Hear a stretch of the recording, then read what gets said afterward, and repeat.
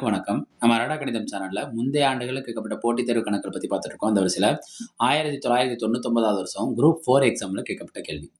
X நபர்கள் ஒரு வேலையை 8 நாட்களிலும், எக்ஸ் பிளஸ் 4 நபர்கள் அதே வேலையை 6 நாட்களிலும் முடித்தால் எக்ஸோட மதிப்பு. நம்ம மாறல் கணக்குலயே இந்த மாரி மாறல் கணக்குக்கு நம்ம கொஞ்சம் இம்பார்ட்டன்ட் குடுக்கணும். இங்க எக்ஸ் பிளஸ் 4 நபர், எக்ஸ் நபர் யாருன்னே தெரியல. யாருன்னே தெரியாம இருக்கிறப்ப, இந்த கூடுதல் வந்தாலும் சரி, குறைவு வந்தாலும் சரி, நம்ம எப்பொழுதும் என்ன செய்வோம்? ஆர்டரா அப்படி எடுப்போமா? நேரா எடுப்போமா? ஆனா இதில நேரா எடுக்கக்கூடாது. கூடுதல் வந்தாலும் சரி, இல்ல குறைவு அதாவது மைனஸ்ல வந்தாலும் சரி, அவங்கள தான் ஃபர்ஸ்ட் எழுதணும். அடுத்த விஷயத்த ஃபர்ஸ்ட்ல இருக்க விஷயத்த செகண்டா எழுதணும். ரைட்டா? எப்படின்னு கணக்குல மறுபடியும் சொல்றேன். நபர்கள் நாட்கள், ஆட்கள் நாட்கள்.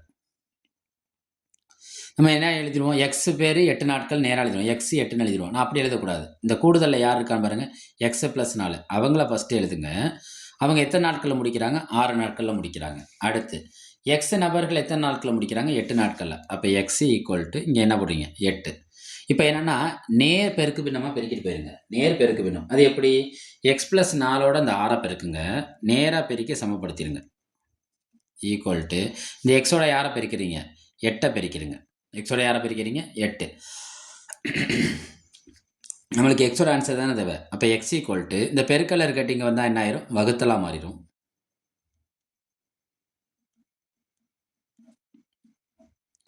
முவிரண்டு 6 நளிரண்டு 8. முவிரண்டு 6 நளிரண்டு 8. இந்த 4 கொண்டு போய் இங்கே பெருக்குங்க. அப்போ எத்தனை எக்ஸாக மாறிடும்? 4 எக்ஸு. இந்த 3 உள்ளே கொண்டு போயிருங்க. 3 எக்ஸு ப்ளஸ் 3 12. 3 12. எக்ஸ் எல்லாம் ஒரு சைடு கொண்டு போயிருமா?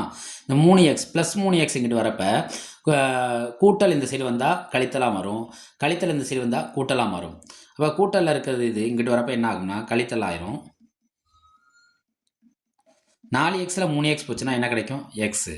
எக்ஸோட ஆன்சர் என்ன கிடைச்சிருச்சு நம்மளுக்கு? 12. அவங்க கேள்வியில் யாரோட மதிப்பு கேட்டிருக்காங்கன்னு பாருங்கள். எக்ஸோட மதிப்பு. இந்த கொடுத்த எக்ஸோட மதிப்பு 12ங்கிறது அவங்க கொடுத்துருக்க ஆப்ஷன் யாரை குறிக்கும்? சிஏ குறிக்கும். நம்ம அரடா கணிதம் சேனலை லைக் பண்ணுங்கள், சப்போர்ட் பண்ணுங்கள், ஷேர் பண்ணுங்கள், சப்ஸ்கிரைப் பண்ணுங்கள்.